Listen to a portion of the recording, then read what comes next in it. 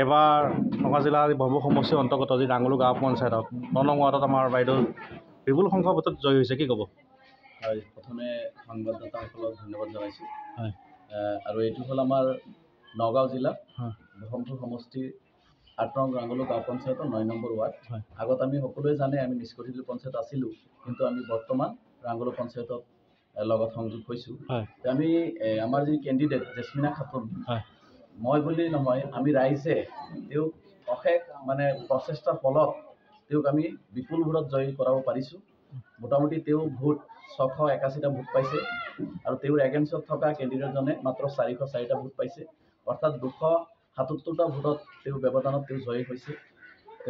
আমি যিহেতু তেওঁক ইমান কষ্ট কৰি জয়ী কৰাইছোঁ, আমি সকলো ৰাইজে, আমাৰ ৰাইজৰ ফালৰ পৰা তেওঁলৈ এটা অনুৰোধেই থাকিব, তেওঁ যাতে আগন্তুক দিনত ৰাইজৰ হৈ কাম কৰিব পাৰে, যাতে ইয়াত কোনো ধৰণৰ দুৰ্নীতি হ'ব নোৱাৰে, কোনো টকা পইচাৰ নামত কোনো যাতে হেৰি হ'ব নোৱাৰে। আমি এইখিনি ৰাইজৰ হৈ পেলাই তেওঁৰ ওচৰত আমাৰ আশা থাকিল, যাতে আগন্তুক দিনত ৰাইজে তেওঁৰ কাম দেখি পেলাই ৰাইজে তেওঁকে বিচাৰে। ধন্যবাদ।